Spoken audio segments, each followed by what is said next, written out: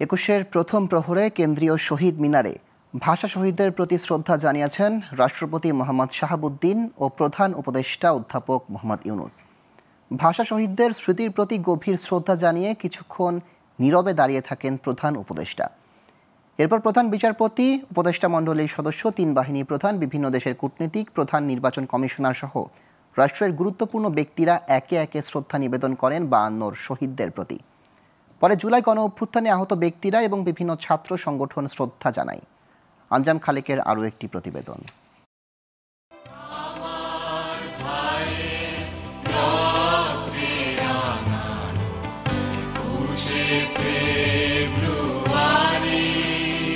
আজ অমর ২১শে ফেব্রুয়ারি। বাঙালির লড়াই সংগ্রামের প্রেরণা আসে এ দিবস থেকে।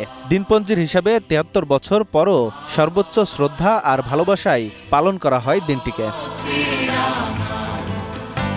একুশের প্রথম প্রহরে কেন্দ্রীয় শহীদ মিনারে পুষ্পস্তবক অর্পণ করেন রাষ্ট্রপতি মোহাম্মদ শাহাবুদ্দিন। এরপর রাত ১২টা ১২ মিনিটে প্রধান উপদেষ্টা ডক্টর মোহাম্মদ ইউনুস শহীদ মিনারের মূল বেদিতে ফুল দিয়ে শ্রদ্ধা জানান ৫২ ভাষা শহীদদের প্রতি। এ সময় তিনি শহীদদের স্মৃতির প্রতি গভীর শ্রদ্ধা জানিয়ে নীরবে কিছুক্ষণ দাঁড়িয়ে থাকেন। পরে উপদেষ্টা পরিষদ, সরকারি কর্মকর্তা ও বিদেশি কূটনীতিকদের সঙ্গে কুশল বিনিময় করেন।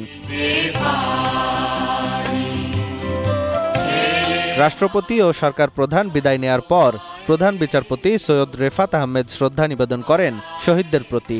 এ সময় প্রধান বিচারপতি বলেন, রাষ্ট্র গঠনের অনুপ্রেরণা ৫২ ভাষা আন্দোলন। বাঙালি জাতিসত্তার প্রাথমিক স্তম্ভ একুশে এবং ৭১ রাষ্ট্র গঠনের একটা প্রধান অনুপ্রেরণা একুশে।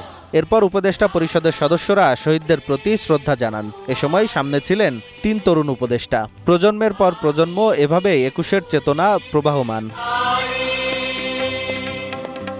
এছাড়াও ৩ বাহিনীর প্রধান একসঙ্গে পুষ্পস্তবক অর্পণ করেন। এরপর বিদেশি রাষ্ট্রদূত ও কূটনীতিকরা একযোগে সম্মান জানান ভাষা শহীদদের প্রতি। পরে একে একে attorney general, police, RAB, BGB সহ বিভিন্ন বাহিনীর প্রধান, ঢাকা বিশ্ববিদ্যালয়ের উপাচার্য সহ ঊর্ধ্বতন সরকারি কর্মকর্তাদের শ্রদ্ধা নিবেদনের পর উন্মুক্ত করে দেয়া হয় শহীদ মিনার প্রাঙ্গণ। ঢল নামে সাধারণ মানুষের। আঞ্জাম খালেক, গ্লোবাল টেলিভিশন, ঢাকা।